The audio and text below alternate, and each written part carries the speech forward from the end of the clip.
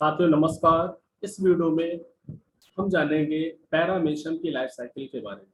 ठीक है, तो चलिए पैरामीशियम की लाइफ साइकिल को स्टार्ट करते हैं। पैरामीशियम एक स्लीपर एनिमल होता है और जहां तक इसकी लाइफ साइकिल की बात करें, मेन सेक्सुअल रिप्रोडक्शन की बात करें और एसेक्सुअल रिप्रोडक्शन की बात करें, तो यहाँ पर इस लाइफ साइकिल में two type of phenomena reproduction के शामिल होते हैं।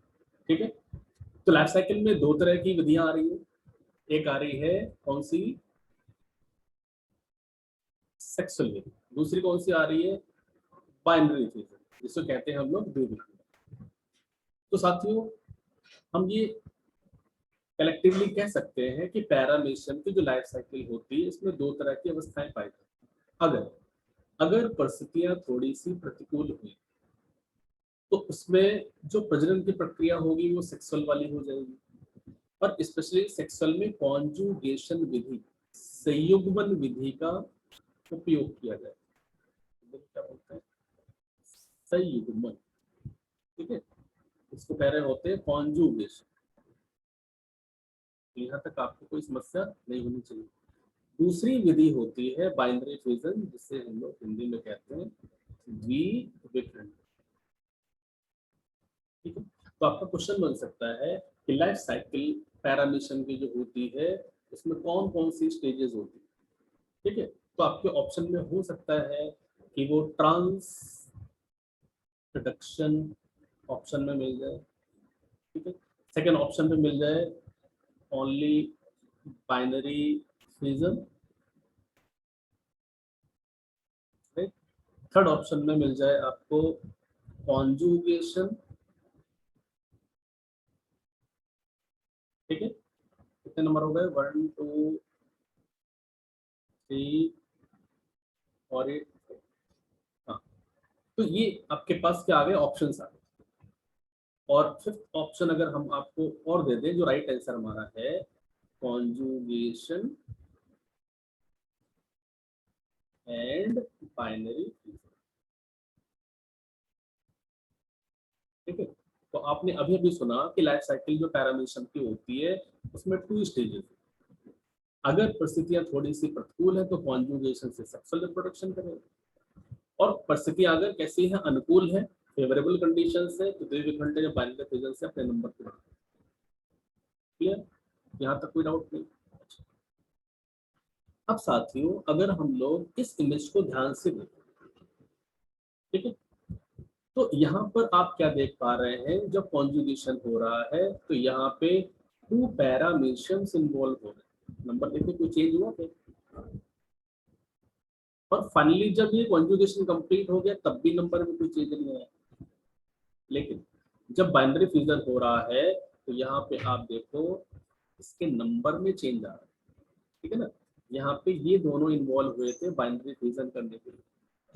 तो जब बाइनरी फ्यूजन कंप्लीट हो गया तो यहाँ पे पैरामीशियम का नंबर साथियों कितना हो गया, 1 2 3 4। एक बात और समझ में आ रही है कि पैरामीशियम में जो कॉन्जुगेशन हो रहा है सेक्सुअल रिप्रोडक्शन के टाइम पर, तो यहाँ पे पैरामीशियम का नंबर नहीं बढ़ रहा है, लेकिन जब बाइनरी फ्यूजन हो रहा है तो यहाँ पे नंबर इंक्रीज हो रहा है।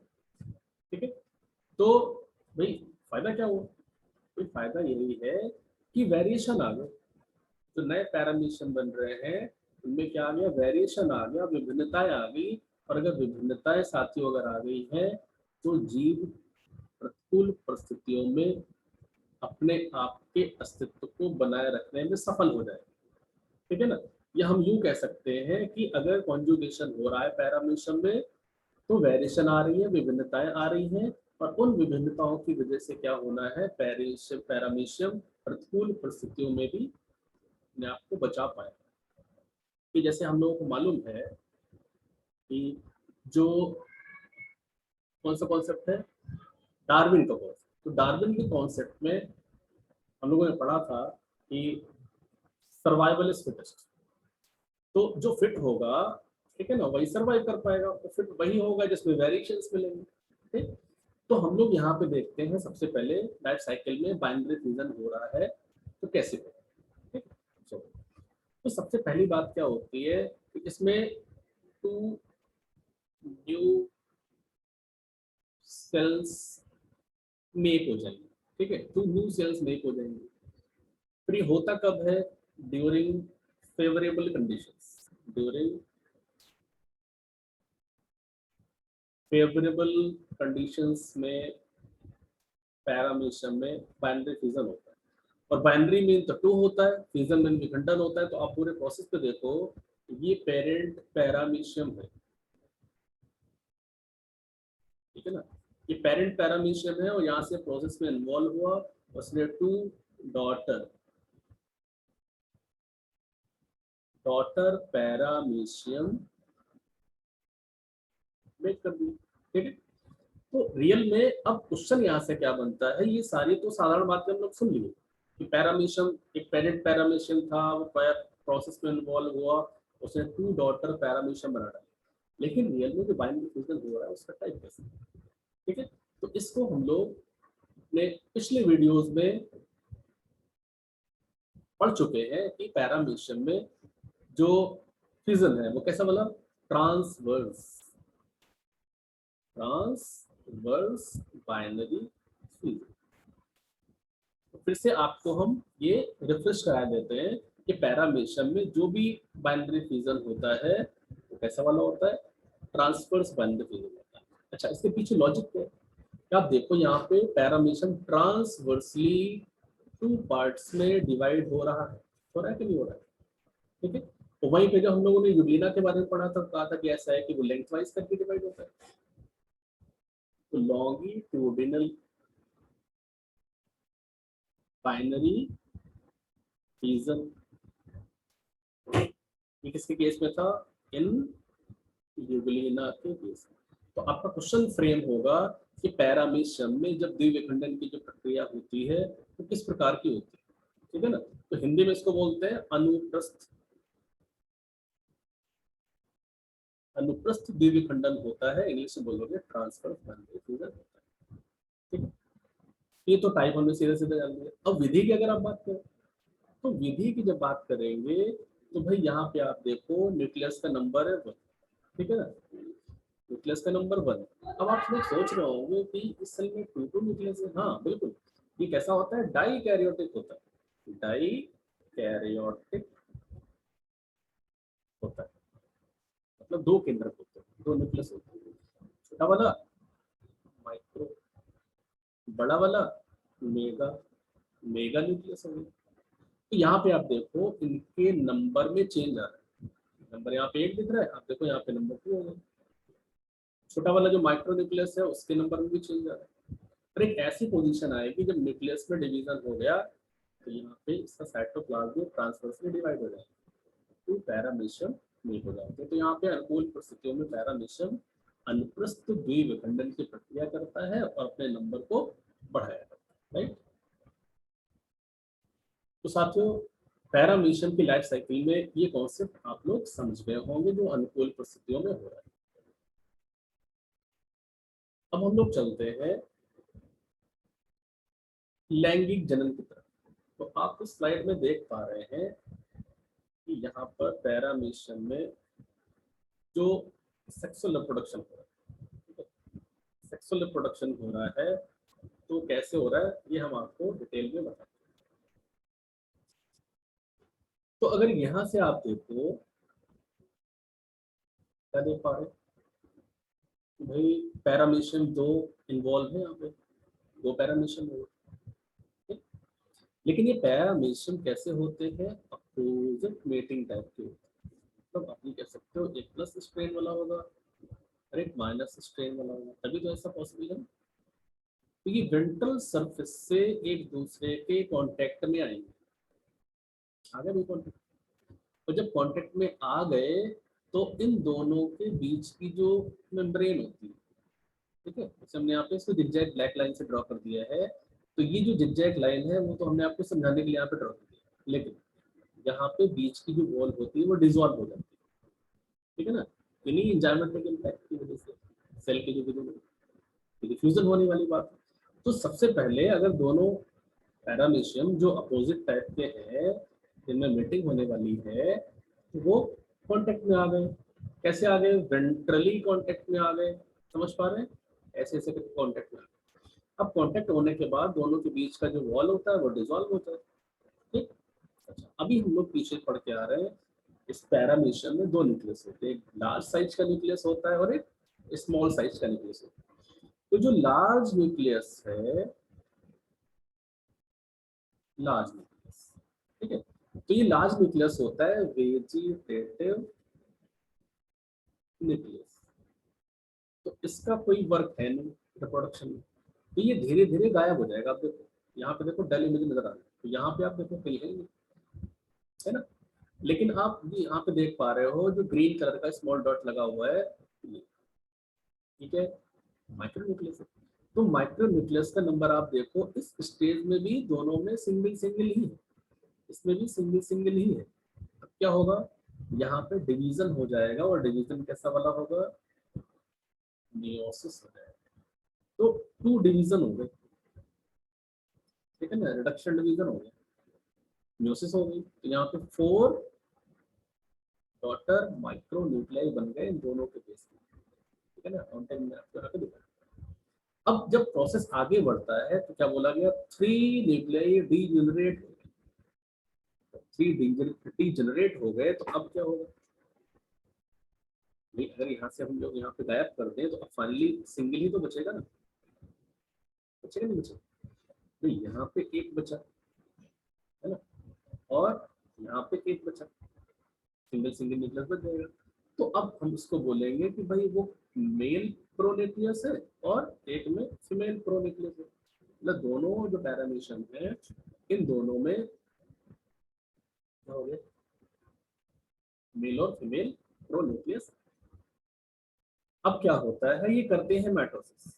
यहाँ पे इस जगह पे माइटोसिस नहीं लिखते, यहाँ पे आप देखो 2 न्यूक्लियस हो गए।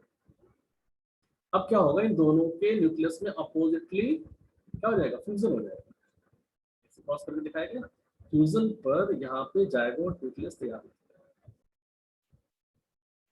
अब जब ये जायगोटिक न्यूक्लियस तैयार हो चुका है, तो अब आप फिर से आप देखिए कुछ चेंजेस दिख रहे हैं। अगर आपको स्क्रीन पे सही तरीके से समझ में आ रहा हो तो, ठीक है, इससे आपको क्लैरिटी यहाँ पे समझ में आ जाएगी। जब जायगोटिक न्यूक्लियस बन गया तो अब क्या होना है, फिर से डिवीजन होना है इनमें, ठीक है। और जब डिवीजन हुआ तो यहाँ पे आप देखो फिर से इनमें 4 न्यूक्लियाई तैयार। अब इन 4 में से क्या है, आप देख पा रहे हैं 3 न्यूक्लियाई डीजेनरेट हो गए, 1 बचा। जब 1 बचा तो फिर से माइटोटिक डिवीजन हो रहा है, और जब माइटोटिक डिवीजन माइक्रो न्यूक्लियस में हो रहा है तो अब यहाँ पे क्या होगा, 2 डॉट न्यूक्लियाई बन जाएंगे, ठीक है। अब होना क्या है, इन डॉटर न्यूक्लियाई से चेंज आएगा। वो चेंज क्या आएगा कि यहाँ पे बन जाएंगे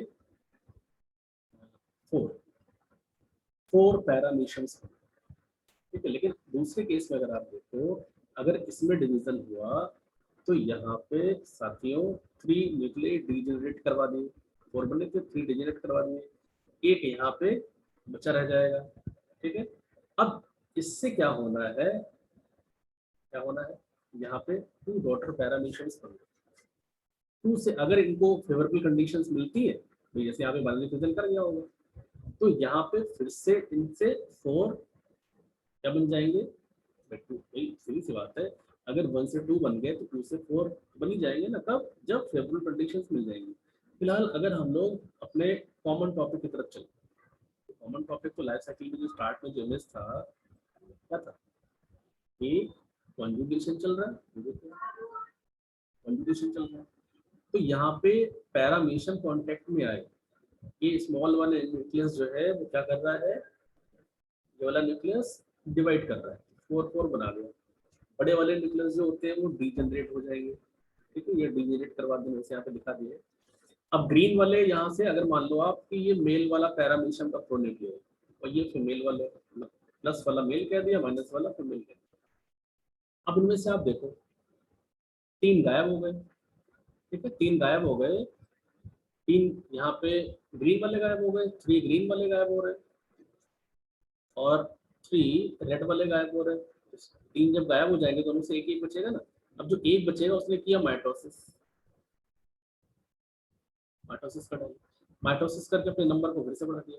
अब क्रॉस तरीके से क्या हो जाएगा, रेड वाला ग्रीन की तरफ आ जाएगा और ये ग्रीन वाला रेड में चला जाएगा, फ्रीज हो गया। यहाँ पे क्या मिल गया, ये है जायगोटिक न्यूक्लियर, इसको बोल रहे हैं जायगोटिक न्यूक्लियर। अब यही रियल में एक्चुअल डॉटर पैरामीशियम है जिनमें वेरिएशन क्रिएट होगी। ठीक है, तो हमें तो ये डिटेल समझ जरूरी है, लेकिन आपको क्वेश्चन जो सॉल्व कर रहे हैं तो वो क्वेश्चन कौन से आएंगे। देखिए, इस लाइफ साइकिल में सबसे पहला क्वेश्चन मेक हो रहा होगा, question number first, life cycle में कौन सी स्टेजेस होती है। तो एक तो कॉन्जुगेशन स्टेज मिलेगी जो सेक्सुअल रिप्रोडक्शन में इन्वॉल्व, संयुग्मन, और इसमें ये पूछ सकता है कि संयुग्मन में जो सेल्स इन्वॉल्व होती है उनका नंबर कितना होगा, तो नंबर यहाँ पे 2 होगा। अगला क्वेश्चन पूछ सकता है कि जब कॉन्जुगेशन हो रहा है और किस परिस्थिति में हो रहा है, तो क्या इनके नंबर में कोई इंक्रीमेंट हो रहा है, संख्या बढ़ रही है कि नहीं बढ़ रही है, तो संख्या यहाँ पे नहीं बढ़ेगी। अगर अनुकूल परिस्थितियां मिल जाएंगी तब बढ़ सकती है, लेकिन वहां पे भी फिर कॉन्जुगेशन नहीं लगेगा, वहां पे आप बोलोगे इसको बाइनरी फिजन बोलोगे। ठीक है, और बाइनरी फिजन में भी क्या है कि डिवीजन कौन सा चल रहा होगा, माइटोसिस चल रहा है कि मियोसिस चल रहा है, तो माइटोसिस डिवीजन चल रहा होगा। ठीक है, और बाइनरी फिजन में भी डिवीजन कौन सा वाला हो रहा है, ट्रांसफर्स हो रहा है कि इरेगुलर हो रहा है कि लॉन्गिट्यूडनल हो रहा है, तो यहाँ पे कौन सा वाला, ट्रांसफर्स बाइनरी फिजन हो रहा है। तो साथियों, इस तरीके से हम लोगों ने आज के वीडियो में पैरामीशियम की लाइफ साइकिल को समझा, और आशा करता हूँ कि आपको पैरामीशियम की लाइफ साइकिल से संबंधित सभी बातें समझ में आ गई। ठीक है, और मैं ये भी होप करता हूँ कि आप इस वीडियो को ज़्यादा से ज़्यादा देखेंगे। ठीक है, और देखने के बाद अपने सजेशन मेरे कमेंट्स बॉक्स में जरूर लिखेंगे। Thank you so much.